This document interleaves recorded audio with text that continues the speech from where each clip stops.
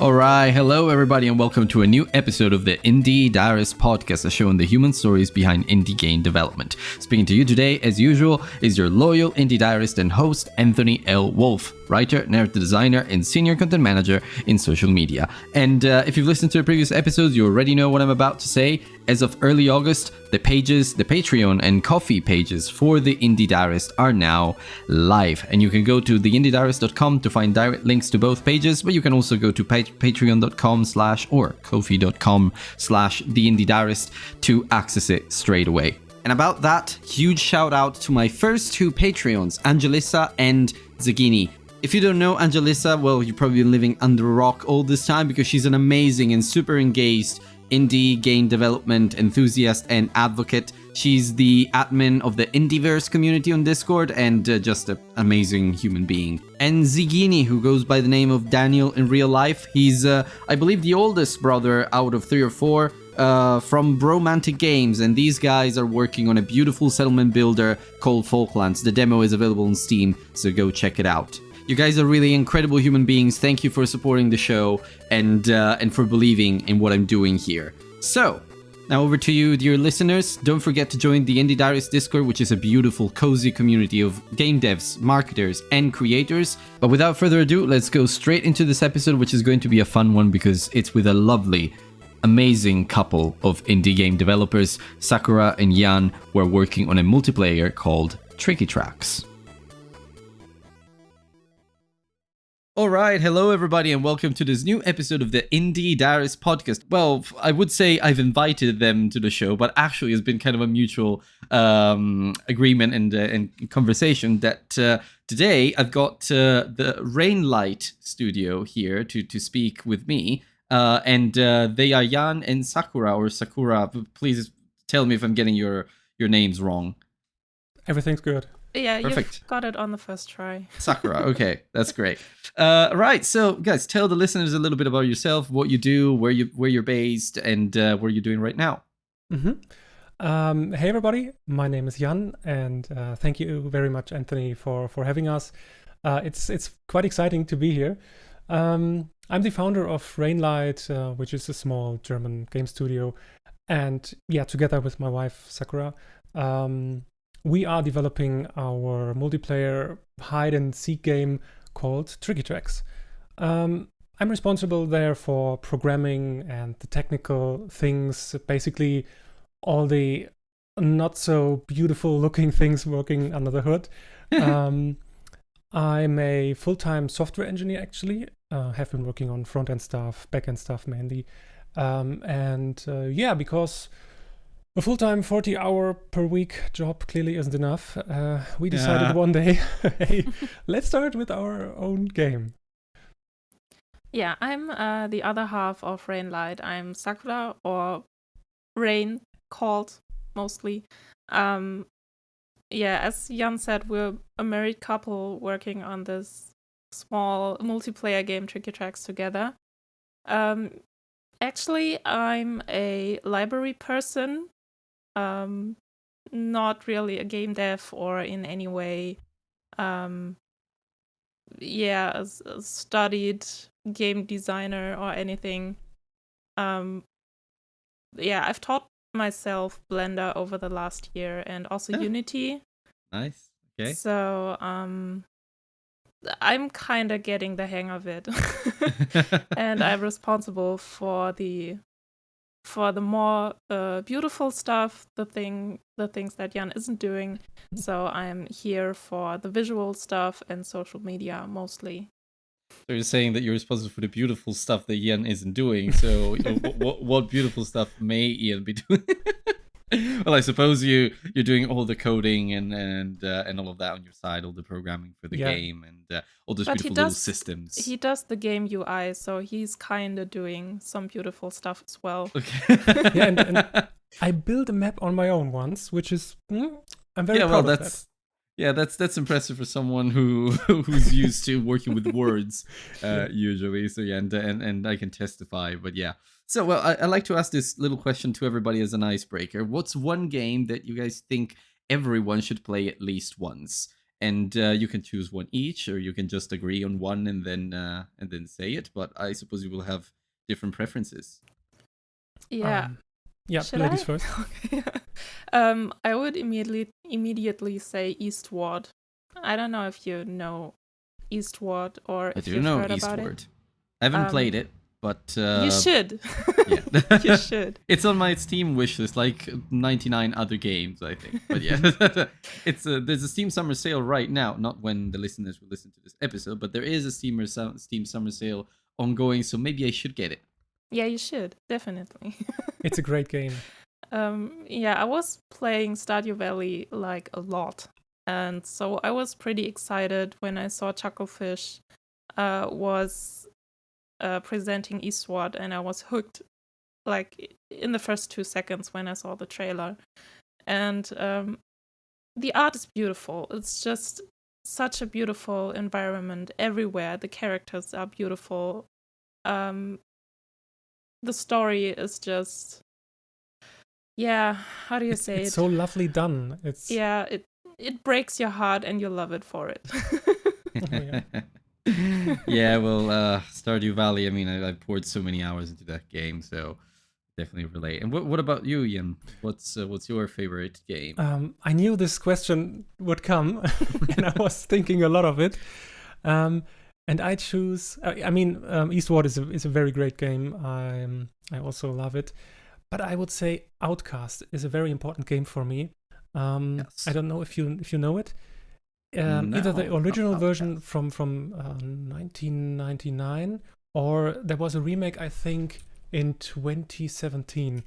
And the reason I chose this game is because I think it's a very, very great mixture of it's an action RPG, and it is such a great mixture of action and great storytelling.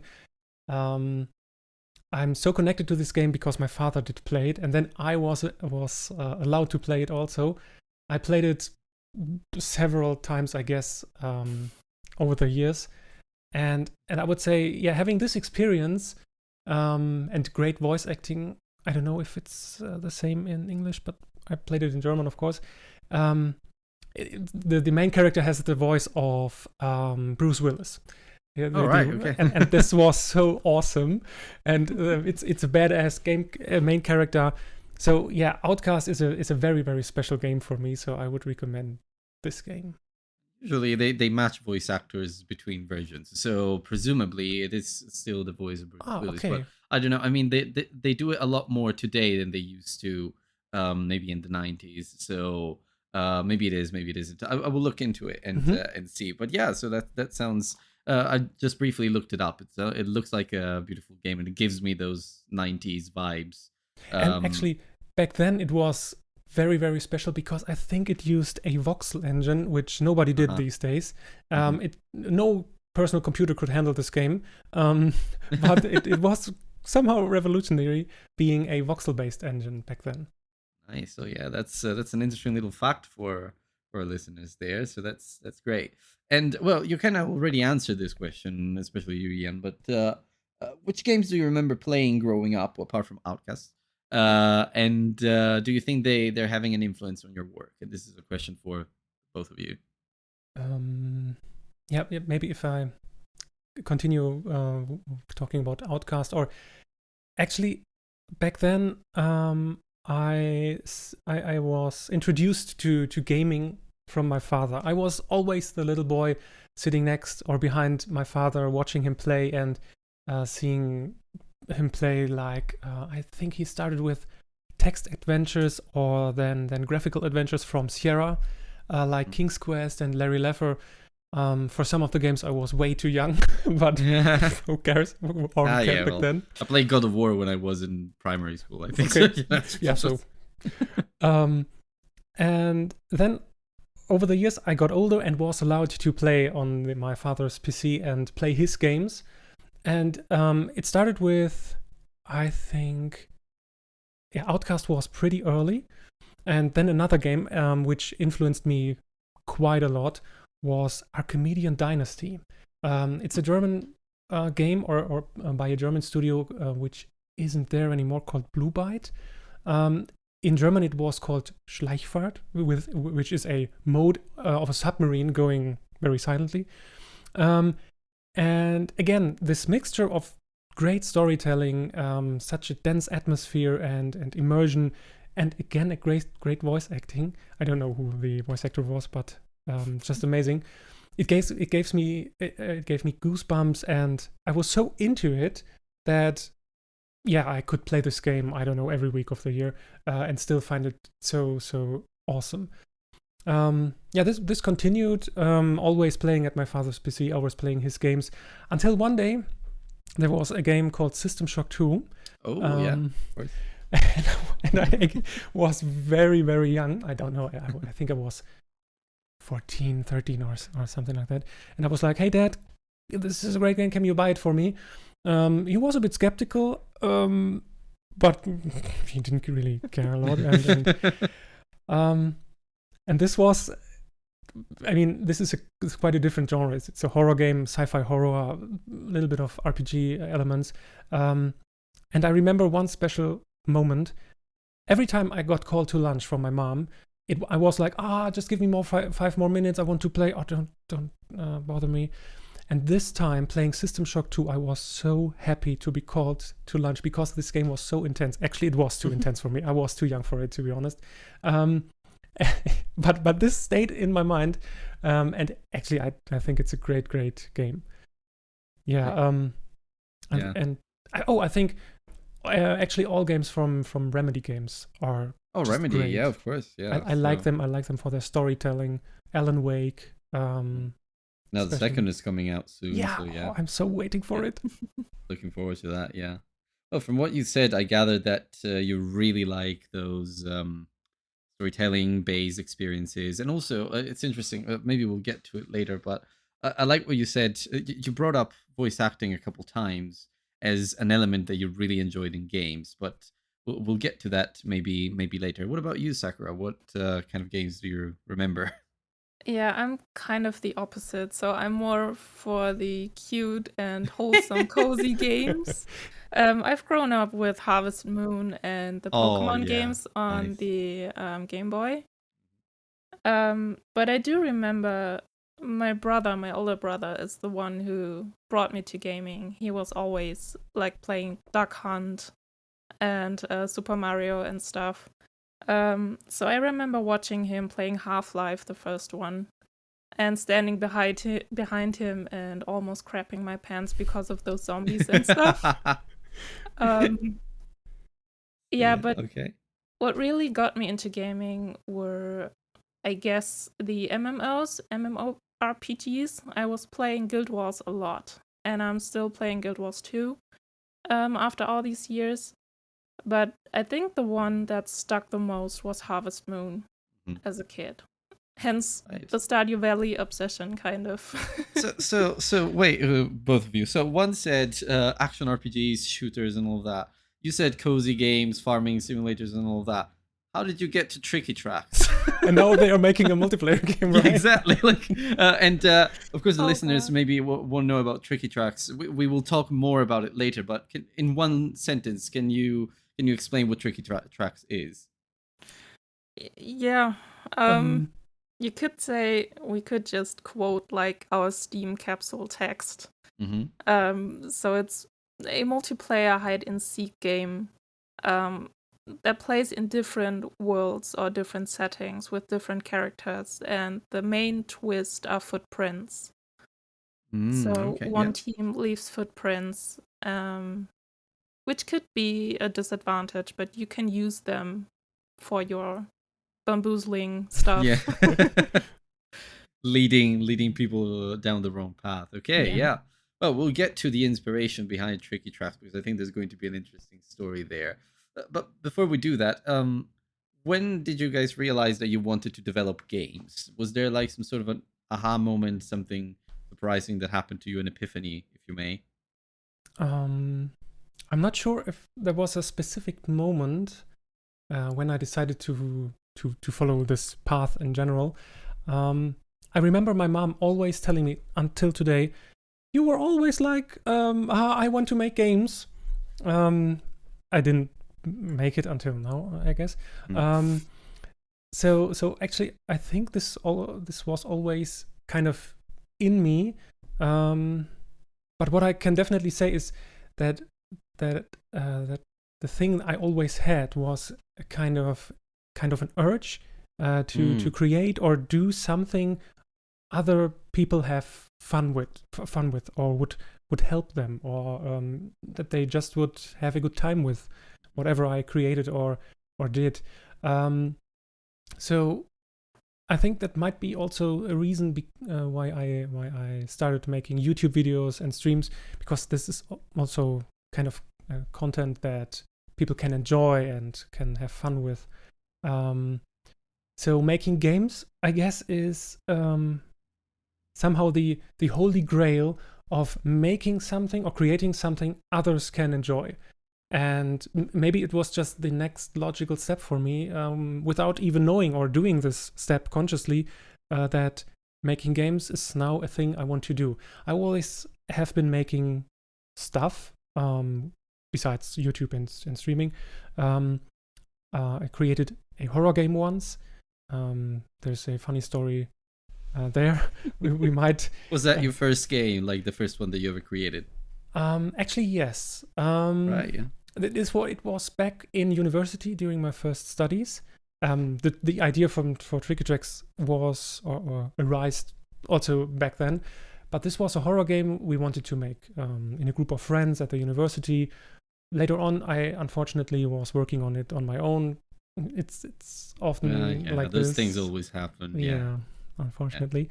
But it was fun. I learned a lot. I learned a ton, and I was pretty far. It wasn't as serious as Tricky Tracks is now. It wasn't on Steam. I guess it's on IndieDB. I think it still should is. Still be up there. Yeah, I think. And one day I was scrolling through my YouTube. We were watching Markiplier a lot back then. All right, okay. And then I saw, wait a minute, I know this thumbnail. This is my game, and this is Markiplier's channel. No, this cannot be. I reloaded the page. I thought this is some kind of other Markiplier. But no, he actually was the real Markiplier, and I immediately ran over to Rain, to Sakura, and was like, hey, look at this. This is Markiplier playing my game. Markiplier loved digging into the most, I don't know, obscure indie games online and just trying to bring them for fun. So yeah, it's something that really inspired me back then. And especially, I think, from the horror genre, he's playing indie horror quite a lot. He was playing. What he's doing now. It's definitely still doing YouTube games, but I'm not sure what YouTube videos. But I'm not sure what he's up to these days. So, yeah.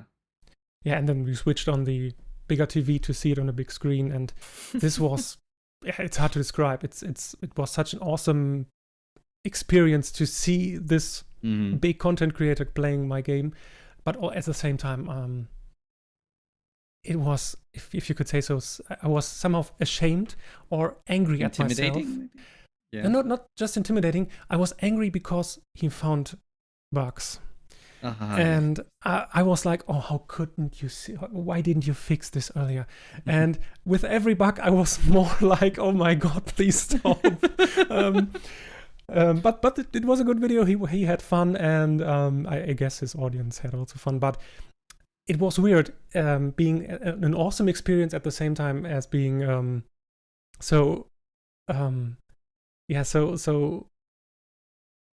I wish I could rewind time, fix these bugs, and then give him this game. And here now it's the final version. I suppose. Yeah. I mean, I don't know how many bugs he found, but I suppose it was still part of the experience, wasn't it? I mean, I wouldn't go as far as to say it wasn't a bug, it was a feature. But sometimes, if you, when you are developing the game and then you give it to people to test it, you see them pulling it apart and just doing a lot of things, but actually maybe they're having a good time because they're not really focusing on those bugs as much. Maybe it's not as much of a negative experience for them, and they're just seeing just looking at the bigger picture. But he did have fun, so it go. was kind of a big lamp that was stuck to his arm, which wasn't intended, and he was running around like, yeah, that's my lamp, here, let's go. So he had fun.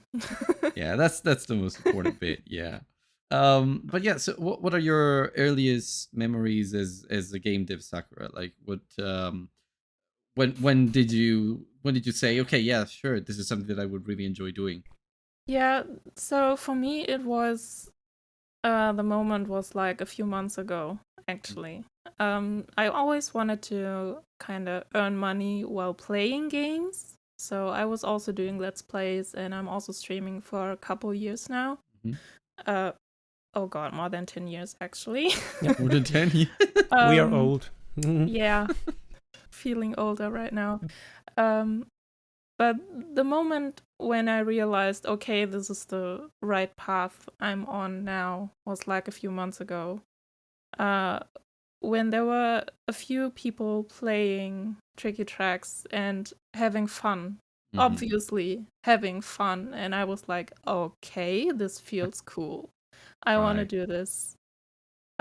So if someone sees like a little detail I put into a map or appreciates something I did visually and goes like, oh, that's so cool, that's so fun, and keeps enjoying the maps I built. That is every time this is the moment I'm like, yeah, Yeah, Yeah, it that does. is why I'm this is doing so true. this. And I Does want sound to keep magical. doing this. Nice. Yeah. There, Does there sound was magical. this one moment after our second Steam Next stream on Saturday, last Saturday. We were quite exhausted and we were doing the dog around, came back home, just sit down on the couch. I was turning on Twitch, just scrolled through, maybe find some cozy stream to relax to. And then I saw someone was playing Tricky Tracks at this exact moment. And every tiredness was gone immediately. I was calling Sakura to the couch and, hey, look at this. We sat down next to each other, like two little kids watching. I don't know. I think they were from South Africa or something like that. In this exact moment, and we were sitting on our couch in Germany and watching someone enjoying our game, what we created in this exact moment. Yeah. This is something it's almost unreal. It's so we will jiggling around. Hey, look at this! They have fun with this, and then this is every time it gets you, and it's so wonderful to have this experience. It's great. Yeah, it does sound very wonderful. Yeah, and I imagine once the game is just ready. Well, right now it's in early access, but like once you have the release complete and everything, then it's going to feel even better once people start picking it up. And I can't even imagine when this happens. Yeah. I don't know. We also had on, I think last Monday, on the last day of Steam Next Fest, there are some German streamers we watch sometimes, or there's if they come together for like a charity event, that's usually something we watch for at least some hours.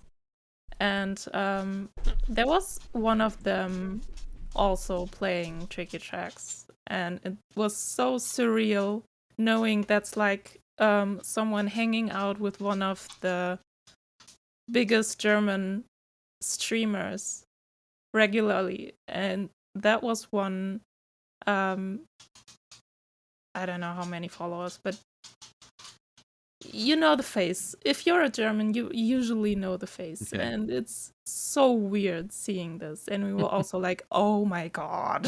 Yeah, I can imagine this that. It isn't feels happening. surreal. Yeah. It does. It can feel surreal. So, one quick note for the listeners: if you hear some sounds in the background, it's just Sakura's dog just walking around. Because I saw And him or her. That's Siri, like in The Witcher, Siri. Oh, Siri. Okay, so Yeah. I see her scratching her ear right now. Yeah. That's the cutest thing ever. So yeah. Well, I think you kind of answered a couple of the questions that I had moving forward, such as why you are a game developer. I think it does come through. You guys like to do something that is fun for other people to enjoy. Just seeing a smile on their face, I think that's what drives you, which is really powerful and really interesting. But I'm also interested in the story behind your studio as a collective. Of course, you are husband and wife, so that's already a story in itself. But when did you decide that you wanted to set up like a little, very small studio and just do your own thing? I guess it was at the end of 2021. Tricky Tracks, the idea for Tricky Tracks was quite old, as I said earlier. Then it developed over time, and I showed it in the streams. People were interested, and then I was like, "Hey, this could be something." So the idea was grown up a little bit more, and then I asked Sakura, "Hey, what do you say? Why don't make it, or why shouldn't we do more about it or around it? Why shouldn't we work on this? What do you say?" We talked about it, and I think at the start of 2022, we really had this idea shaped, and yeah, we really wanted to make something serious out of it. So this means putting it on Steam, actually spending money for having a Steam slot, putting effort in it, and it somehow was just for, hey, why not? People do like this idea, do like this concept. What do you say? Let's just try it. And since we were both interested in creating games and doing stuff, it kind of fit immediately, I guess. Yeah, but there's some things that happened in my work life that changed a lot of things. So as I said, I'm a library person. So I did an apprenticeship as a library person. And I was working quite some time, like, I don't know, 7 years in this field. And I got my first higher ranked job. Like, I was head of a small library, which isn't that common when you're that young. So I was starting with 28 as head of the library. And at the end of 2021, it started turning out pretty bad for me. So I was stressed all the time.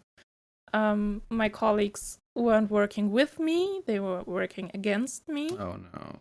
Which is pretty shit. Yeah. Sorry. No, it's fine. Yeah. It is what it is. It's yeah, definitely it shit. is what it is. It's pretty stressful. Plus, it just overwhelmed me kind of, and I was spiraling more and more into depression, which had its peak, I guess, in February 2022. And I fell out of work, so I called in sick, and I'm on sick leave since then. So I'm still at home all the time.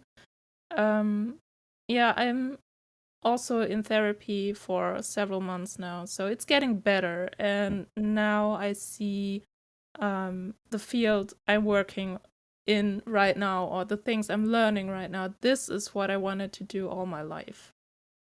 Well, that's well, first of all, thank you for sharing that, and sorry to hear that it's been a rough time for you. But as you said, it's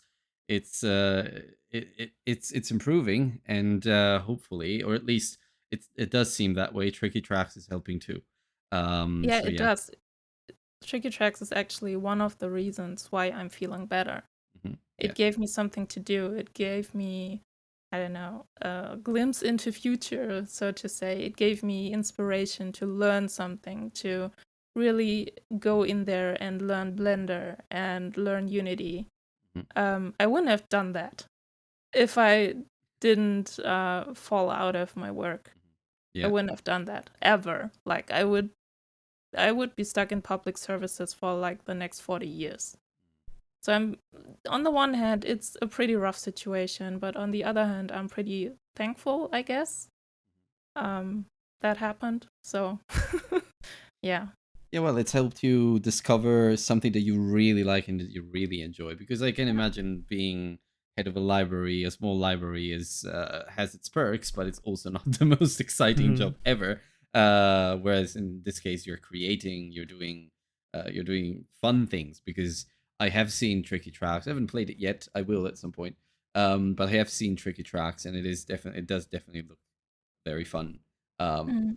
And yeah, well, talking about Tricky Tracks, actually, I think we can now talk about it a bit more in depth, because we've been leading up to this moment. So, well, we know, I've mentioned the Tricky Tracks is in early access and all of that. I would describe it to listeners, myself, as some sort of a prop hunt, with a little bit of a twist, which is the footprints, as Sakura said. So, what is first of all, is there a release date in sight? Because Steam says July 2023, but I don't know if that's still in the works. Yeah, this is for the early access release. At first we planned to have it 1 week or shortly after Steam Next, which we weren't able to do that because we want to release, and actually next month, with a new map. And this map needs to be prepared, it needs to be tested, and so on and so on and so on. And this wasn't possible for us to hold this this date. So we try to release in 1 month, around, or actually 3 weeks, into early access, and from then on we hope that we can manage to have 1 year or maybe 2 of early access before we release into, I don't know, the 1.0 version of Tricky Tracks. It strongly depends on how successful the game is and how much feedback we get. Because as we are saying on our Steam page, we plan to have 1 year of active development with our community. If we do not have that feedback and back and forth between the community and us in the first 2 months, well, that's okay. But then it will be delayed a bit more, because what we don't want to have is another multiplayer game which is about, you can hide in props, and then here you have it, go and have fun. We already had and still have great feedback from our community. Hey, what about this idea? We talk about it much on our streams or on our Discord, so everybody can say a word to it, can look at the pros and cons of it. So at the end of the day, we want to have something that the people know. I mean, everybody or almost everybody knows prop hunt games, hide and seek games, but with a twist, with a fresh wind, so to say. Yeah. Perfect. So, well, with that in mind, I know there is a demo that the listeners can try. It's available on the Steam page, and you can go there to look for Tricky Tracks. Just literally written like that, the Tricky Tracks. And you can download the demo and try it for yourself. I'm curious about one thing about during the development of the game. Like, first of all, what's the most annoying bug that you fixed on Tricky Tracks? Because being a multiplayer game, there must be like a very long list. And second, what was the biggest challenge while developing it so far? Because it is a multiplayer game, and I know that networking can be a pain. Oh yeah. Starting with the second point, absolutely. Multiplayer network makes everything, if I would say 10 times harder, it would be underestimated. But yeah, you can. It's like not making one game, but making 2 games. When it comes to testing, you're not able to just play your game and, I don't know, load scene XYZ, look if everything works. You always need a second player. You always need a second instance, for example, of your game engine. We are using Unity, so you have an opponent, you can open a lobby, and you test your game as close to production level as possible. So it's, as I said, it's like 10 times more complicated. And the most annoying bug, that's a good question, because as you said, there were so many. I guess it would have to be something with late join. Oh, because yeah. that was a feature someone from the community suggested. You're right. Yeah, and Jan was, at first he was like, oh yeah, that's a good idea, and then the months after were, why the hell did I start this? Yep. Why did I do this? I don't want to do this anymore. Yeah, the whole spawning system was just messed up. It was at the point where I said, hey, someone opens a session, other people join in, everything is working fine, great. Oh, pat on my shoulder a little bit, and let's just done. leave it this way. Okay, it's working. And then someone is like, "Hey, what about if you implement late join? That would be great, wouldn't it?" Yeah, it would be really great. Let's try it. And everything was messed up because asynchronicity between clients and the master who opened the room is so easy, and there's something called race conditions, that one thing happens before another thing happens, or first thing A needs to be done before you can make thing B, and a late joiner just mixes everything up. I guess this would be the most annoying Right. feature. Yeah, no, that does sound like a pain. Yeah. And it's still I still not figured it out completely. But you'll it's get working there. at It's though. working. Yeah. Oh, it's working, but at least it's working. Yes. Working. You'll get there. Most you'll of get the there. time, yeah. Most of the you'll get there. You'll get there. I'm pretty sure. I'm curious about the original idea as well, because you mentioned that Tricky Tracks is a bit of an old idea in the sense that you've been working on it for a long time, at least 2 years from my understanding, maybe more. Actually, the idea is, I think 10 to 12 years old. Oh, there you go. And what inspired Tricky Tracks? Can you remember that even after all this time? What made you go like, oh yeah, this could be a fun game. I'd like to do it. I guess I remember two things. This was during my first studies, and I always loved snow. I still do, and leaving footprints in the snow is a fun concept. I thought this even back then. So I was like, hey, I want to make a game, or there should be a game. I wasn't even like, I am doing this game. Why isn't there a game where you leave footprints? And the whole concept of leaving footprints behind, being clever about this at first glance disadvantage, but turning it around to your advantage and bamboozling your chasers, or being that chasers, and be like, oh, I see through your tricks and you won't fool me. Back then I thought that this would be a great game. This had to be fun, right? So being the studies or the studies being game related and content creation for games, I somehow started to not only concentrate on making the assets, creating 3D assets and stuff, but also learning Unity. And I somehow managed to put a very, very rough prototype together with multiplayer, but everything was put together from samples and stuff. But it worked.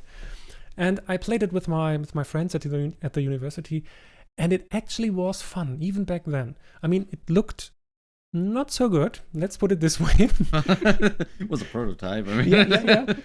But it worked. The concept worked. The excitement was there. The excitement of, oh, shoot, I'm leaving behind a trace that leads exactly to my place. I need to be clever about it, and someone is chasing me. This already worked back then, which that didn't help a lot because the prototype was abandoned somehow. I switched universities, life happened. I got a job, and I somehow forgot about the whole. Yeah. As it does. I somehow forgot about the whole thing until I guess 2021, and then the whole story began. I guess Tricky Tracks had like 3 stages. The very rough prototype back then. Then I showed it during a stream, or I don't know, a few years later. Then started again with it, with more knowledge and trying to overhaul it, but not very regularly. And then at the beginning of 2022, we really started to put more effort in it, making it something serious, and at the stage it is right now. Speaking of stages, actually, this is something I'd like to hear from both of you. What is your vision for Tricky Tracks, like your ultimate goal? What would you like the game to be, to become ideally? What would you like the players to get out of it? Well, the next Overwatch. No, that's not gonna happen. That's not gonna happen. I guess since it's a multiplayer game and it's also kind of hero based, and you have these different worlds you can, add endlessly. You can add so much content over the next few years, and we're hoping to do that, to be able to do this full time. That would be great. But the vision is, I can't say it differently, the next Overwatch. That would be Yeah.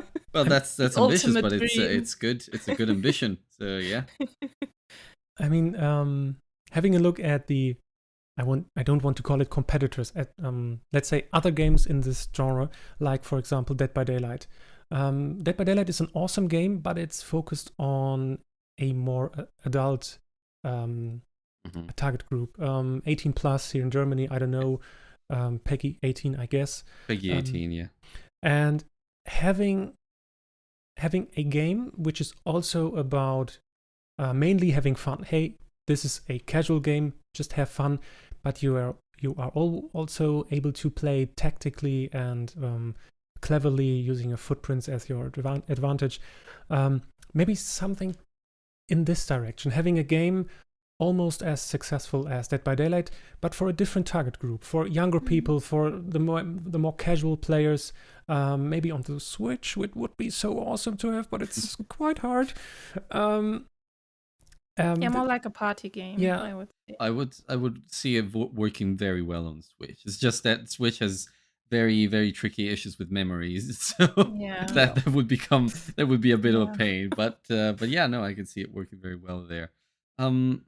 Well, yeah, no, great, and you mentioned it a few times, this one, and it's something that I'm really curious about, and I'm sure the listeners will be curious about too, because I have a lot of developers in my audience. How was the Steam Next Fest? Do you have any learnings that you want to share for others? Any struggles, challenges, that kind of stuff? Yeah. So Great. Let's wrap it up. No. It was nice talking to you. Yeah. Don't get us wrong. No. I think first of all, it was a very, very exciting, awesome, but at the same time stressful week. I don't know. You can handle this week differently. We also talked to a small German indie dev group, and they were like, "Oh, we are on vacation now, and oh, you're doing Stream Next? How do you manage this?" So you can do it in a very relaxed way. We didn't. Or you can do it our way. So now I want to know about your way. What made it not so relaxed? We were streaming every day. Okay. We're usually also streaming like almost daily. Each one of us is live on 3 days of the week on Twitch. But we decided to stream every single day. Each of us. So that was very, very exhausting. Yeah, exactly. It was fun, and it was kind of a cool glimpse into the future, what our work life might look like in a few years, maybe. Hopefully not that really frantic, exhausting. But yeah. It was kind of a grind, to be honest, but it was okay for 1 week. It's an event. Yeah. You do that. Yeah, it's fine. What was really exciting were the 2 slots we had on the Steam page. So if you're participating in Steam Next, you do have the opportunity to show your game live on the Steam front page. You should use that, definitely. If there's some devs listening, do that. If you're going to be on Steam Next, use those 2 slots. It's pretty exciting, and if you're thinking too much about it, which we do, usually, always, all the time, you're like, okay, there are potentially more than, I don't know, hundreds and thousands of people could be able to see us, and this is pretty intimidating. But yeah, since we're streamers, it's not that hard for us, or it wasn't that hard. We're doing this for about 10 years now, you mentioned, so yeah. We're used to speaking in front of cameras. We were still sitting in our own house, so that's fine. If we are ever able to present our game like on Gamescom or other fairs, I don't know. We would take That some will be a diapers with us completely and this will be a completely different thing. Yeah, but of course. being at home in your own environment, that's fine. Mhm. It's still kind of exciting, but it's fine. it's still hard Helps. to do it in English. I'm used to stream in German. It's but the Steam Next Week was actually a good thing to get used to talk in English for this interview, especially. Yeah, but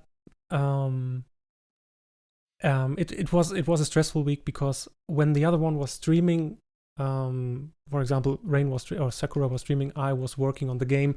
I tried every morning to have a look at what bug occurred during the past few days, try to fix them because, of course, we want to give the players during Steam Next a good experience as good as possible. And all this in combination and being there for the first time, participating in such an event for the first time, it can be hard. It got better over the week, getting used to it, getting used to the grind a bit, relaxing a bit more, not overthinking things. That's a common mistake we do all the time. At least we share it. So we both overthink stuff. And but to wrap it up, I would say it was exciting. Or maybe one thing that you should expect as being a developer and participating in Steam Next, you will notice an impact on wish lists and sessions that are played, or depending on what game you're creating. But you should also expect that things will flatten down. Things will go back to normal again, back to the state it was before.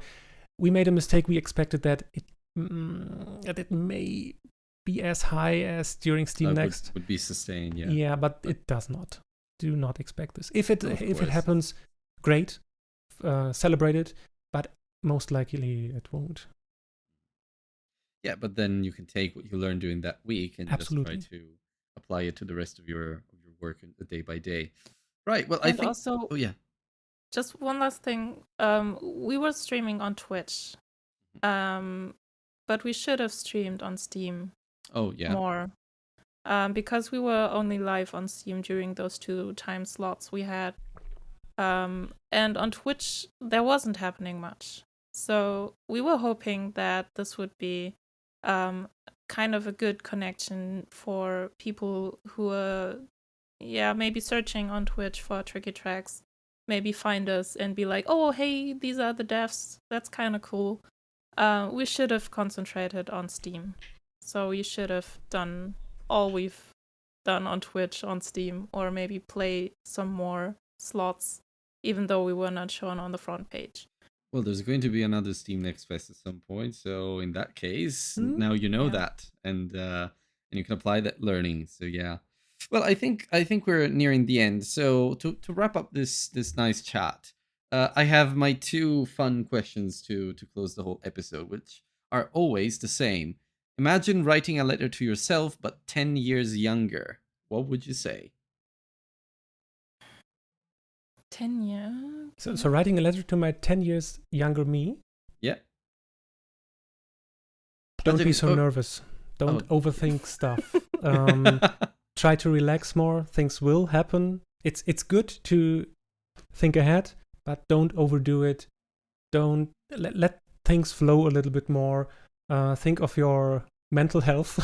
Don't try to rush things. Be more relaxed. And Sakura? Yeah, for me it would be do what your heart desires. Because I was picking my job because of the money or the security of the job.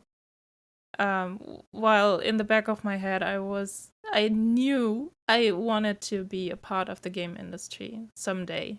And it's always someday, maybe, somewhen, I don't know. And I would tell myself, do it. Just get in there and do it. Perfect. And something a bit more fun and less deep to really wrap it up. If you had unlimited budget and time, what game would you make? That's a pretty fun question because we've already been talking about this. Right? Have We're we? not going to talk about this too much because this might actually be our next project. But Right, okay. we But have having a been talking limited about limited time? unlimited time Unlimited? and money. Unlimited. Unlimited. Oh, Unlimited. okay. Then this Yeah. thingy there. This We're talking about a more I don't know, Legend of Zelda Fable-like game set in a fantasy world, but with some storytelling twists and stuff. and definitely single player, not And single player, not multiplayer. Yeah, well, that must be a given by now, I suppose. Yeah. But yeah, that would be nice because you can maybe implement some farming mechanics in there, and so Sakura can It's a have fun great too. idea. And There then will you be. you can have your action sci-fi RPG element too, so Jan can have the most fun. Absolutely, Yeah. and create some more beautiful things, as we were saying at the beginning.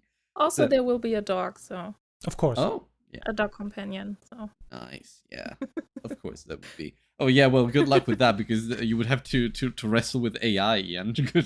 It's already very late. I think we need to stop right now. well, you have been wrestling AI. So Yeah, but like an Yeah. AI that's constantly with you and needs to behave in I a think certain that's way all the time. more yeah, it's- easy, I guess. Oh, That's, right, that's okay. Yeah. Being on my dream project with unlimited time, AI is fine. All right, you At can least if do it's that. not Yeah. multiplayer. Perfect. Okay, so for some parting words now, shout out to other game developers you admire. Maybe people you follow on Twitter, someone that that you think deserves a little bit of attention. Yeah. the one I'm thinking of already gets a lot of attention. That's- That would be Eric Barone, I guess. Yeah. Concerned Ape, that's still Concerned the one. Ape, yeah. Um, Great, Eric. other than that, Always crazy to think that he made Stardew Valley all by himself. Yeah.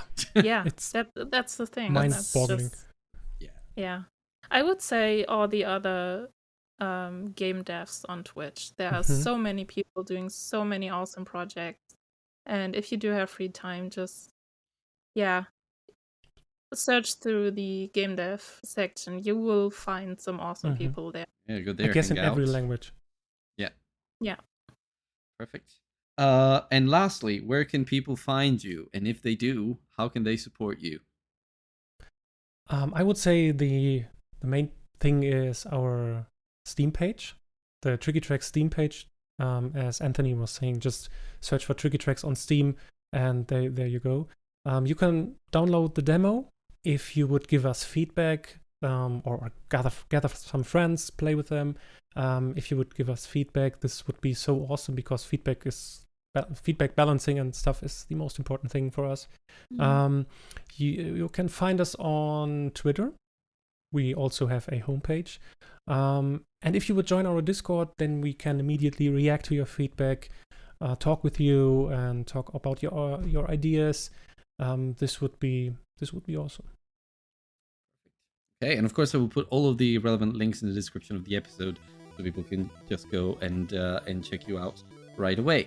So all right, thank you both. It's been such a lovely chat with you, and it's been so fun to talk about your game. I just can't wait to see early access release. So, and I already know a person that I may be able to play it with. I don't have many people that I can play it with on PC, but I guess we could just join a session together at some point. So yeah, Of course. but yeah, thank you so much, and Thank good you. luck with Tricky Tracks and the release. Yeah. Thank you for having Yeah. us. And that's a wrap on yet another episode of the Indie Diaries podcast. Thank you so much for listening, and thank you to Sakura and Jan for being such amazing guests. It was such a heartwarming conversation. I loved learning everything about you guys did at the Steam Next Fest, and I wish you all the best for the future and for Tricky Tracks, which I know is in a good state by now, by the time I record this little outro. So, what's there to say? If you enjoyed the episode, please subscribe to the show. You can find it on all the relevant platforms where you can find your podcasts. And I want to wrap up this episode with another big shout out to my 2 Patreons, Angelissa and Zagini, for being such big advocates and supporters of the show. You can find all relevant links for the show on the Indie or at theindiediarist.com. But until next time, I'll see you on the next episode of the Indie Diarist.